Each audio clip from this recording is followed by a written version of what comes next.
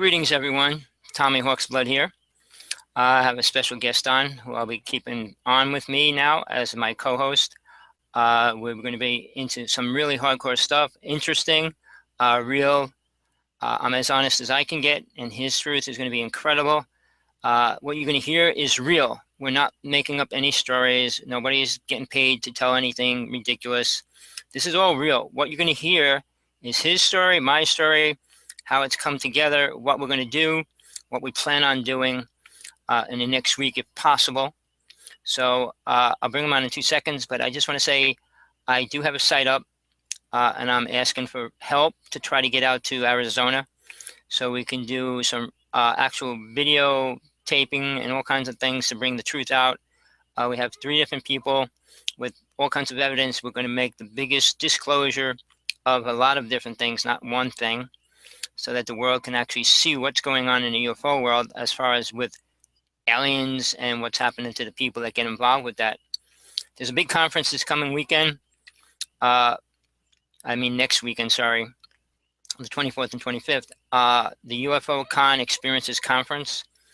And if I can get out there, the person that's running that will be meeting with me. We'll be taking a medicine woman with us. We'll be driving out to the ranch, and that's where everything's going to be filmed, and we're going to show you some incredible stuff. A lot of it might be live on TV. The information is real. There's no trick photography. We're going to keep it to the T, and we'll have people actually being able to see, come on Skype and different things to be a part of a lot of different things going on. So please, if you want to know the truth, really want to experience it, help me get out there this coming week, and we'll get this incredible whole thing put together in a way that you'll understand what's happening and you'll see it for real. So this coming week, 24th and 25th, it's UFO Con Experiences Conference. It's out in Sacramento, California. We'll be going to Arizona to do all the UFO investigation work and things like that. So you'll have an incredible experience if you get involved, help it come together. So please just check out the site, listen to the video. If you have any questions, please email me or call me. We'll go into that later on. But let me bring my guest on for tonight, John Edmonds.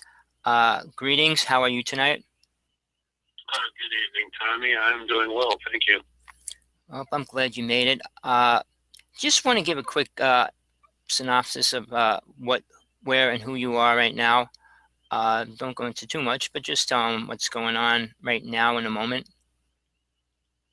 Okay. Well, as Tommy said, my name is John Edmonds. I live on a ranch in Rainbow Valley, Arizona, and it's in the middle of about 80 to 100,000 acres of wild desert. And when I say wild deserts, I mean it's the old primitive, untouched desert. Foothills. Saguaro cacti all over them. Lots of scrub brush, lots of hay in the dirt, and just into desert, and that's it. We've owned this ranch since June 1st of 1996. I live here with my wife. We used to have another family that lived with us, but due to the circumstances here on the ranch with all of the weird paranormal events that continually occur, they got scared and moved away a few years ago. Ranches are expensive, and by profession, I've been a professional social worker, psychiatric therapist, substance abuse counselor, et cetera, et cetera. And a ranch, and throw this one on the trash pile and say forget it, and hope that none of the stuff that ever happens here would follow us to the next place. 19 years here, 19 years of dealing with a lot of predatory alien behavior, 19 years of trying to be very faithful to the original purpose, which was to move way out of the country and have peace and quiet and not have to be disturbed by all the typical city noise and traffic and crime and all that. Instead, we end up having to put up with little gray aliens that show up and cause all sorts of trouble. And have injured my wife severely, injured me a few times, and killed a few of our animals. So that's us. Well, you do have a horse farm, and how many horses do you have now? 19 right now. 19, and you just want to just tell them what you do with horses and how the farm works?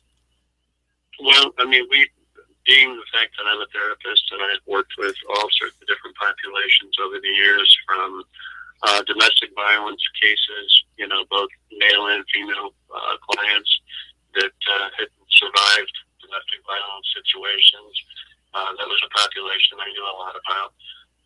Working with children that had been in very terrible predicaments in terms of losing their families or having to leave their families due to violence. We have worked with those kids a lot, and also working with our veterans that have come back from the Middle East and have been, terribly injured, either in combat or survivors with a lot of post-traumatic stress. So those are all populations that typically I have worked with. And, the horses are amazing. All our horses are horses that other people got to the point where they either couldn't afford to feed them and they turned them out in the desert and just abandoned them, or they were horses that people had died and left them behind. They're basically horses that, for whatever reason, somebody didn't want. And what we did was we brought them to the ranch. We love them and care for them and get them in pretty good medical shape.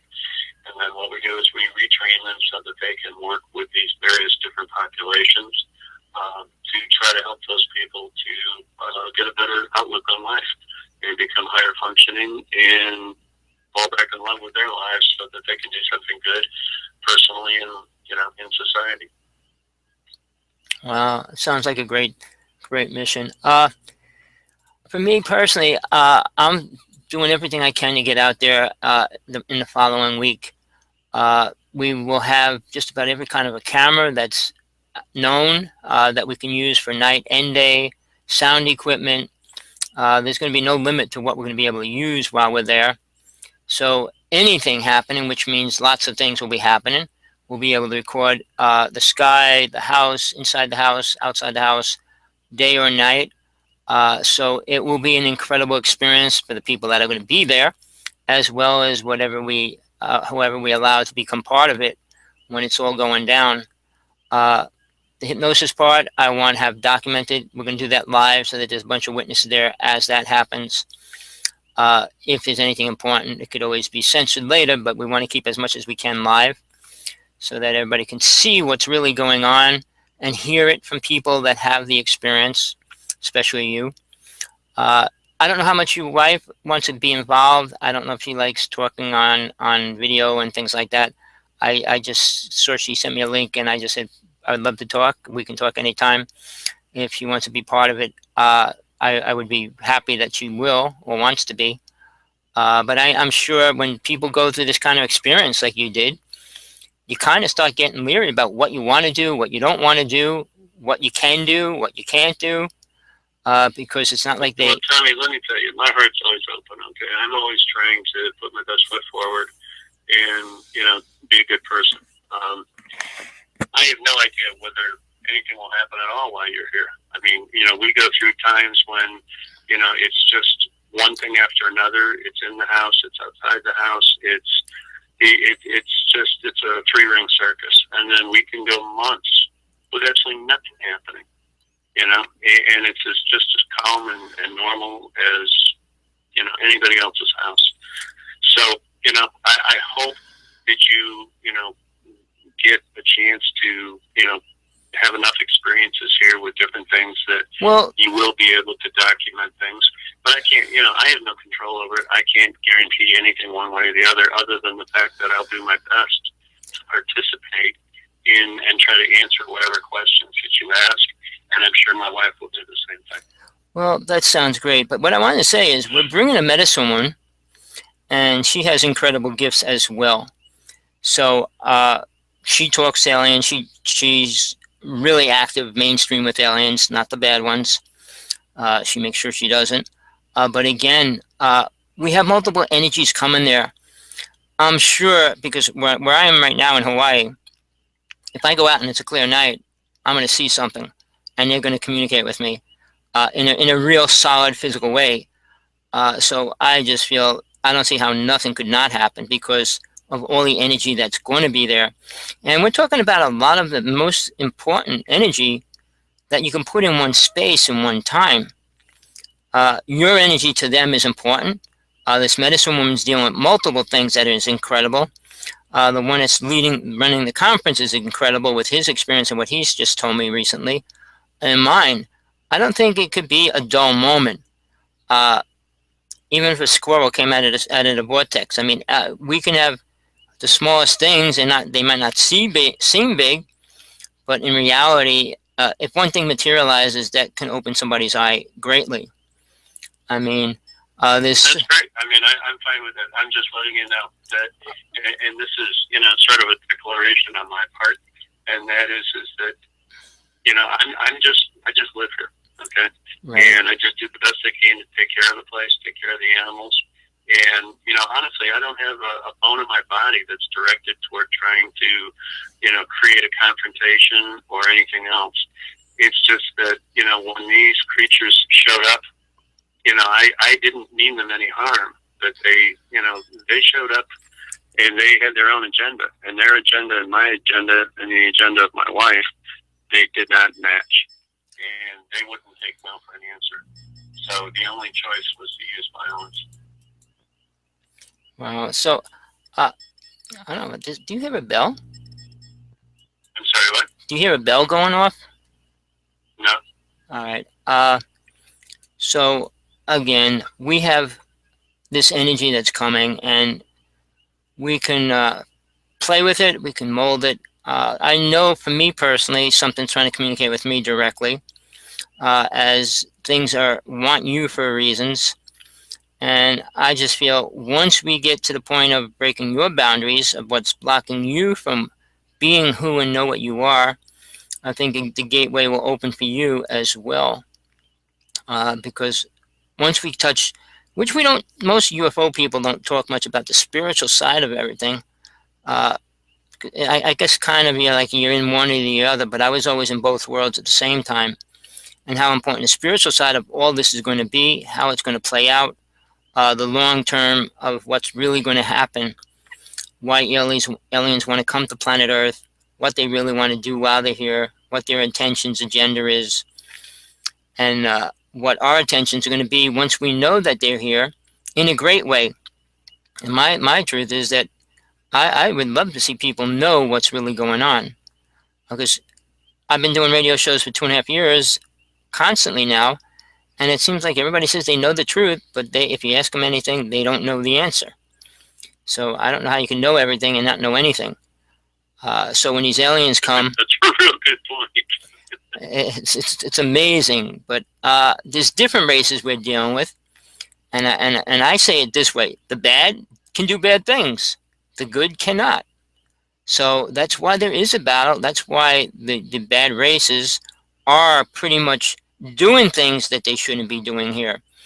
I mean, we hear these laws in the UFO world, the law of they can't interfere with us. Who made that law up? Why do people believe it, and where did they get it from? The God or the great being of truth came down and said, "Don't worry, they can't do anything until you ask them to do it." And then when you get to that point, also, how many is that many? 10, 50, 100, a million, a billion? How many people have to agree or want it to happen before it happens? I don't believe in numbers like that, because they do what they want. We do what we want. It's not like how many people in the United States want the president in. It's who they want in. It's a game that we believe we're playing and winning, but it's a game that we're forced to play and we're not winning. So I feel what we're trying to do for the world outside listening to this right now, please, if you can help me get out to Arizona, I promise you I will give everything I have and get these people together to let you see and feel and hear the truth, and you will probably end up seeing it in so many different ways that will be unimaginable. So this is only 1 week away, when it all starts, if I can get out there. So please, if you hear what we're talking about, if you're interested in UFOs, if you're interested in aliens, what their missions are, what they're really doing, we'll be talking. We'll be talking constantly during this whole thing when we're out in Arizona. So you're going to hear conversations between people that are, I'd say 90% of everybody was abducted at a physical level. Many of them are working with different races, not just one.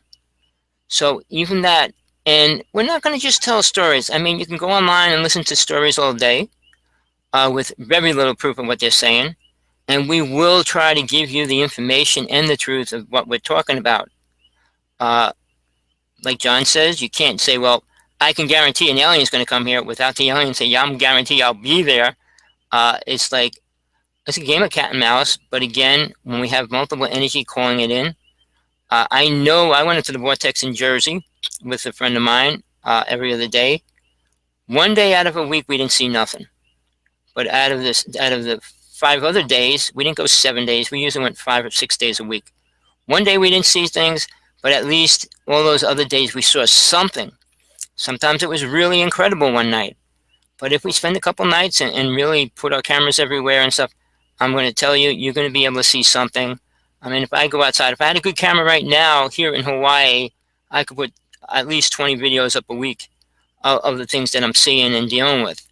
So I don't see how it can happen. I mean, there's always a possibility that all the aliens say, hey, the mod squad's here, we got to leave. That's a possibility.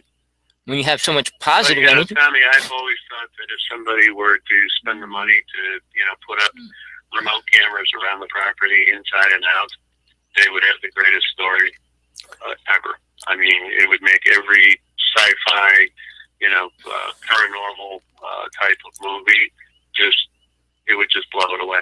Well, because the stuff that we've seen over the last 19 years here, it's fortunate that my wife are very grounded, people in our relationship. And so, when we have seen things, if they didn't threaten us, personally in terms of our safety or the safety of the animals, we didn't interfere with them because we felt like, okay, they're not really doing anything that's going to, negatively impact our life. And so we just left them alone.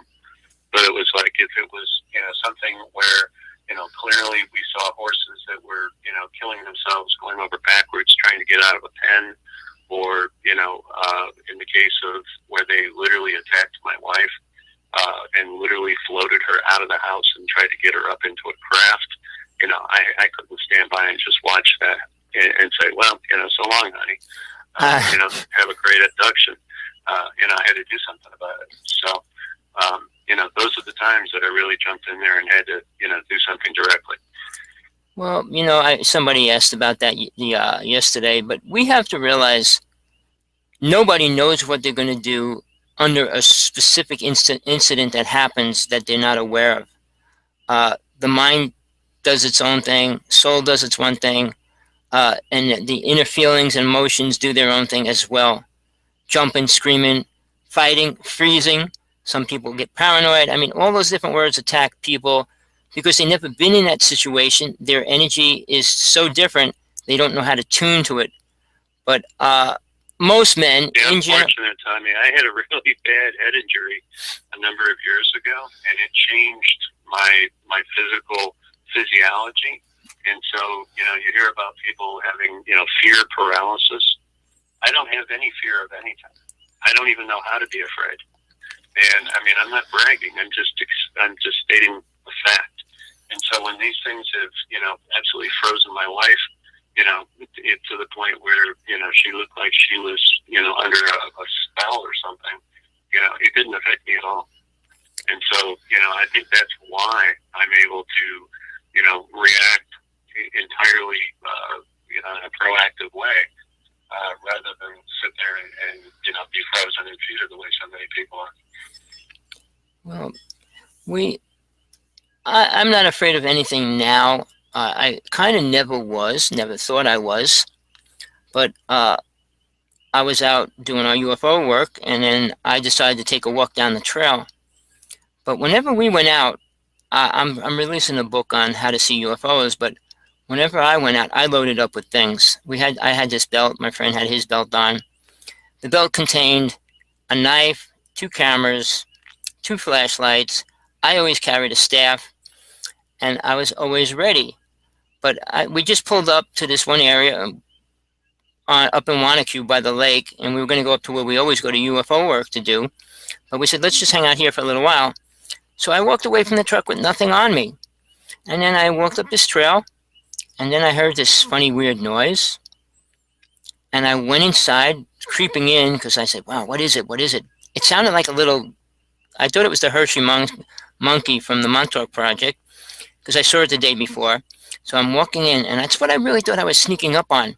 And then I felt this hot breath blowing down my back.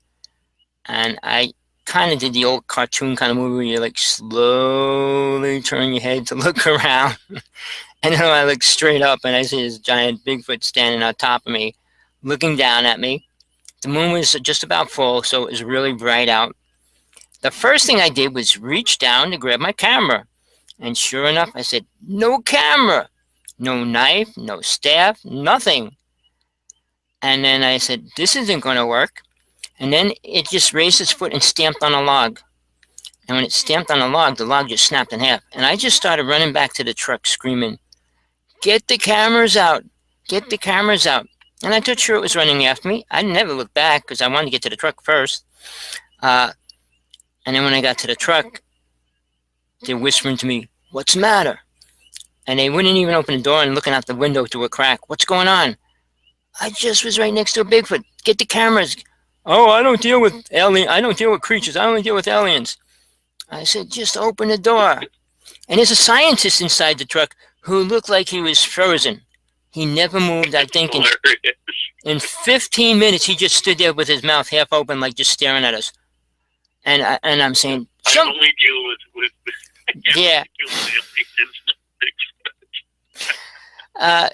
People, it's amazing how people set up their truth, their belief, what they accept, what they don't, what they want to accept, what they don't. But it took them 5 minutes to roll the window down enough so I could actually say, open the door. And he goes, well, I don't want to deal with this thing. I said, well, get the cameras, at least let's film it. So it's a little over 5 minutes now, and he finally opens the door. Then he goes, what did you see? I said, you know what a Bigfoot looks like? That's what I saw. And he goes, well, I don't deal with them. And then all of a sudden we heard this. It was like a scream, howl, which is a standard sound of a Bigfoot.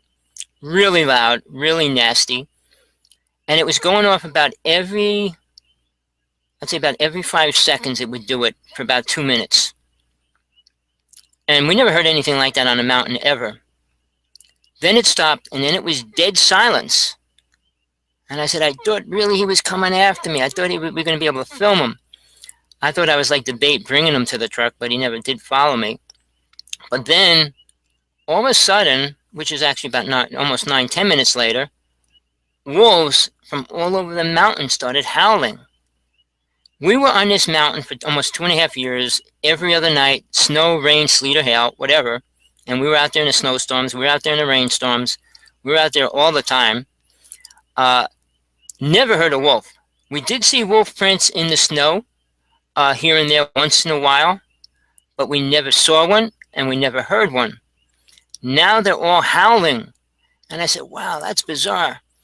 And it was just kind of a weird thing because I only found out later on, and I can't go into all those stories, I don't want to stick on the Bigfoot thing, but that wolves do stay with them and they track each other, however you want to word that.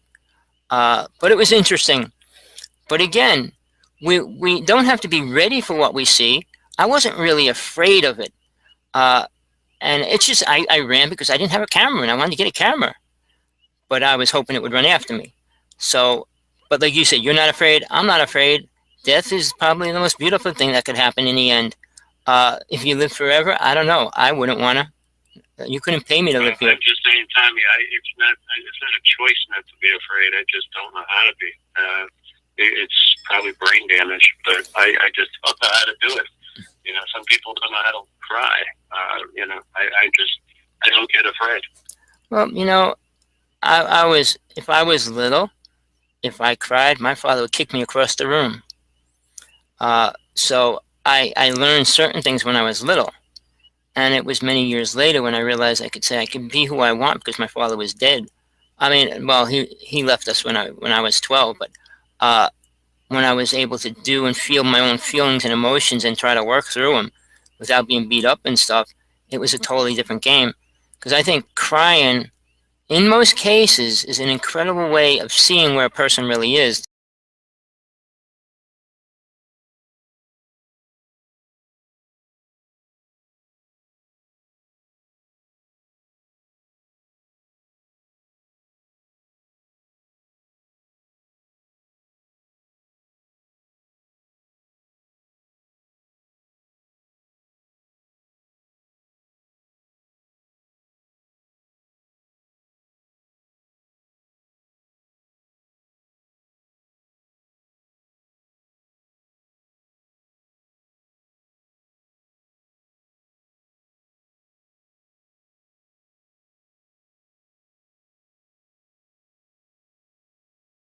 Where everything's going to be filmed and we're going to show you some incredible stuff. A lot of it might be live on TV. The information is real. There's no trick photography. We're going to keep it to the T, and we'll have people actually being able to see, come on Skype and different things to be a part of a lot of different things going on. So please, if you want to know the truth, really want to experience it, help me get out there this coming week, and we'll get this incredible whole thing put together in a way that you'll understand what's happening and you'll see it for real with all kinds of evidence. We're going to make the biggest disclosure of a lot of different things, not one thing, so that the world can actually see what's going on in the UFO world as far as with aliens and what's happening to the people that get involved with that. There's a big conference this coming weekend. Next weekend, sorry, the 24th and 25th, the UFO Con Experiences Conference. And if I can get out there, the person that's running that will be meeting with me. We'll be taking a medicine woman with us. We'll be driving out to the ranch, and that's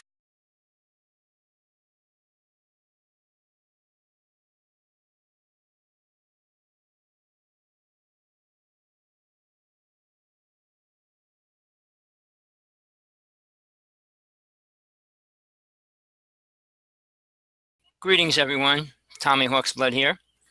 I have a special guest on who I'll be keeping on with me now as my co-host. We're going to be into some really hardcore stuff, interesting, real.